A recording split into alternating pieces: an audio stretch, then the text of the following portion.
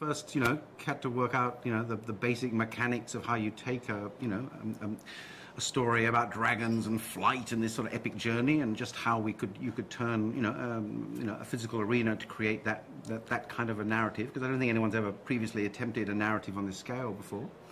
And then, developing the script and working in close collaboration with DreamWorks, getting that underway. And the creatures are a good 2-year build. So we jumped in, very fast into creature build, and each of those take about a year to get through the process. And our first large dragon took his first steps 2 weeks ago. So, and then, we're developing the whole film side, and how do you do things like the fire, how do you make dragons that breathe fire without taking out the arena, and all of those issues really have had to be developed. So there's many, many different elements to get underway.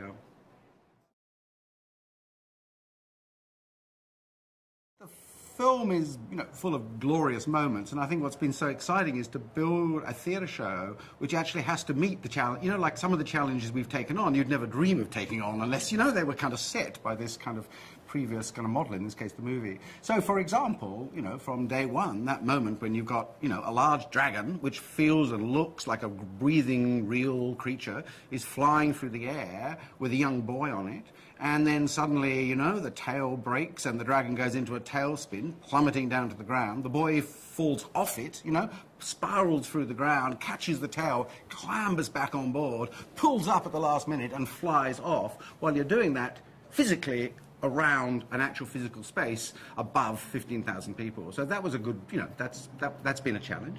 One we've had an absolute ball with. So developing the flying system that can do that, and then an incredible kind of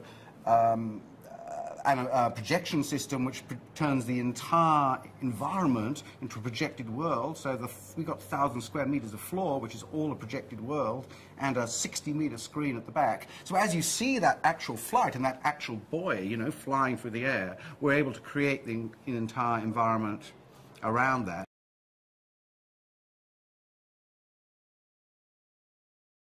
So we've got a kind of, metro system in the sky with all these multiple pulleys, which has got hanging off it a dragon, which is, again, automated by an entirely different automation system to allow it to have the full scale of kind of realistic characterization and emotions. And then that's flying against an entire projected world. So you've got 3 very, very complicated animation systems which all have to marry, as one, and then you place into it, I suppose, finally the most important part, which is a human being. So that would be indicative all the way through, really, of how we're having a great time, both pushing the technologies to new limits and marrying them, and doing it in a way that we feel is safe and deliverable in terms of getting the show open in March for audiences in Melbourne.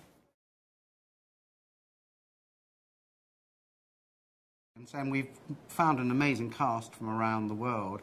But I hope for all these new frontiers in terms of levels of spectacle, I hope what will wow the audience most, they can sit with 15,000 people and be told a whole story that really moves and touches them. And I think that's, for all of the technologies, that's going to be the heart of it. But within that, we've got, a dragon with a 14 meter high head, and that's actually an animated head, and which is further extended with 60 meters of projected kind of wings.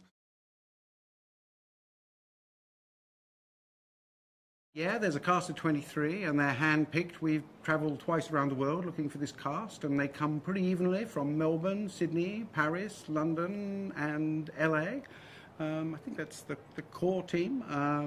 They're phenomenally skilled. Our teens, very much from that kind of youth culture, the sort of parkour, tricking, hip-hop kids, they're using those skills to fight the dragons. So we feel really privileged and honoured to work with a bunch of people that we've pulled together, and we think we're going to have an absolute ball with them. And they all gather in Melbourne in November.